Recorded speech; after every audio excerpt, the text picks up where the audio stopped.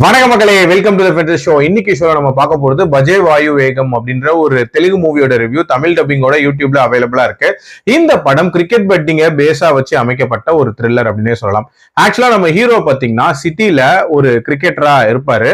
அடுத்த கட்டத்துக்கு போகணும் அப்படின்ற மாதிரியான ஒரு ஆஸ்பிரேஷனோட இருப்பாரு. பட் அதுக்கு ஹெவியா லஞ்சம் அப்படின்றது கொடுக்குற மாதிரியான ஒரு சூழ்நிலை இருக்கு. அப்படியே பேரலா பாத்தீங்கன்னா அவரோட அண்ணனை காட்டுறாங்க. இவரை பொறுத்த வரைக்கும் பிரசன்ட்ல ஒரு ஹோட்டல்ல ஸ்டாஃபா ஒர்க் பண்ணிட்டு இருப்பாரு.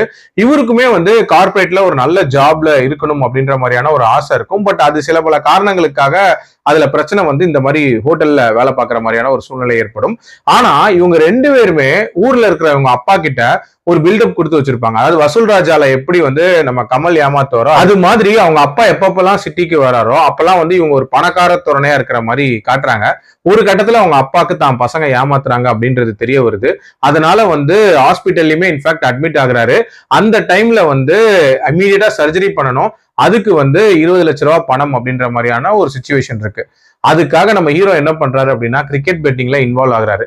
அந்த கிரிக்கெட் பெட்டிங்ல அவர் ஜெயிச்சாரா, அந்த ஜெயிச்ச அமௌண்ட்டை வாங்குறதுல என்ன மாதிரியான சிக்கல் இருக்கு, இதன் மூலமா பிக் ஷாட்ஸோட என்ன மாதிரியான ஒரு கிளாஷ் உண்டாகுது அண்ட் டுவர்ட்ஸ் தென் இதெல்லாம் ரிசால்வ் ஆச்சா இல்லையா அப்படின்றத அந்த படத்தோட கதை. என்ன பொறுத்த வரைக்கும் இந்த படத்தோட இனிஷியல் சீக்வன்சஸ், அதாவது நம்ம ஹீரோவோட இயர்லி லைஃபை காட்டின அந்த போர்ஷன்ஸ் அப்படின்றதெல்லாம் ரொம்ப ரொம்ப ஆர்டினரியா தான் இருந்துச்சு அப்படின்னே சொல்லலாம். இந்த படத்துல ஆக்சுவலா அந்த ஹீரோ கிரிக்கெட் பெட்டிங்ல இன்வால்வ் ஆகுறாருல, அந்த போர்ஷன்ல இருந்து ஒரு மாதிரி சூடு பிடிக்க ஆரம்பிக்குது அப்படின்னே சொல்லலாம். அதுக்கப்புறம் அந்த காருக்குள்ள என்ன இருக்கு அப்படின்ற அந்த ஒரு மிஸ்ட்ரி அப்படின்றதையுமே சூப்பரா மெயின்டைன் பண்ணியிருந்தாங்க. அண்ட் அதுக்கு பேரலா நடக்கக்கூடிய அந்த பொலிட்டிக்கல் டிராமா அதுவுமே ஒரு மாதிரி சர்ப்ரைஸா நிறைய விஷயங்களை காட்டிக்கிட்டே இருந்தாங்க அப்படின்னே சொல்லலாம். ஓவரால் அந்த செகண்ட் ஆஃப் போர்ஷன்ஸ் அப்படின்றது ஓரளவுக்கு என்கேஜிங்கா போச்சு.